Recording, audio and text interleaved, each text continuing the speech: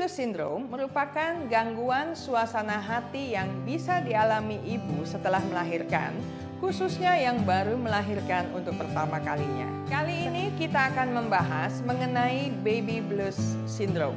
Salah satu masalah yang sangat biasa dialami ibu yang baru melahirkan, namun tentunya tidak boleh diremehkan. Saya akan membagi pembahasan ini ke dalam 2 video. Di video pertama minggu ini, kita akan membahas mengenai pengertian, gejala, dan penyebab baby blues syndrome. Sedangkan di minggu berikut, kita akan membahas mengenai hal-hal apa saja yang bisa dilakukan untuk menanggulangi baby blues syndrome.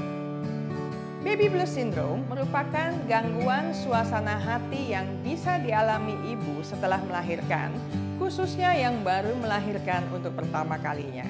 Sekitar 80% ibu yang baru melahirkan bisa saja mengalami baby blues syndrome. Baby blues syndrome umumnya muncul setelah 2-3 hari bayi lahir dan bisa berlangsung hingga 2 minggu. Keluhan memang tidak terus-menerus dirasakan, melainkan hilang timbul.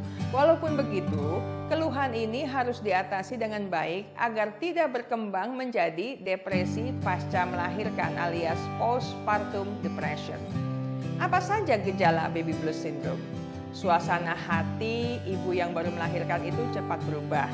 Sewaktu-waktu senang, tetapi mudah merasa sedih, menangis tanpa alasan yang jelas. Dia juga mudah kesal, tersinggung, tidak sabaran, bahkan marah. Dia mungkin gelisah, khawatir terhadap hal-hal kecil, ringan, atau sepele. Dia mungkin mengalami kelelahan dan rasa tak bertenaga. Dia mungkin sulit tidur dan sakit kepala, sulit untuk berkonsentrasi atau konsentrasinya menurun sehingga mudah melakukan kesalahan tanpa sengaja. Misalnya lupa menaruh barang, lupa mematikan kompor, dan seterusnya. Dilihat dari penyebab terjadinya baby blues syndrome, ada beberapa hal yang mungkin terjadi. Pertama, perubahan hormon. Setelah melahirkan, para ibu mengalami perubahan kadar hormon yang cukup drastis. Hormon estrogen dan progesteron yang dibutuhkan untuk melahirkan akan berkurang dan berganti dengan meningkatnya hormon prolaktin dan oksitosin yang diperlukan untuk memproduksi ASI. Hal ini dapat menyebabkan perubahan kimiawi otak dan memicu terjadinya perubahan suasana hati. Kedua, kesulitan beradaptasi.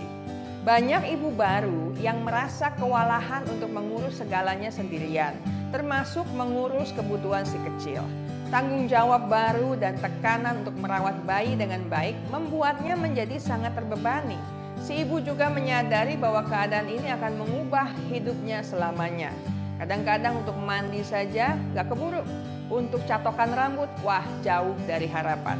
Akhirnya si ibu menjadi khawatir dan gelisah, dan tentu saja hal tersebut mengganggu suasana hati serta pola hidupnya. Ketiga, kelelahan fisik dan kurang tidur.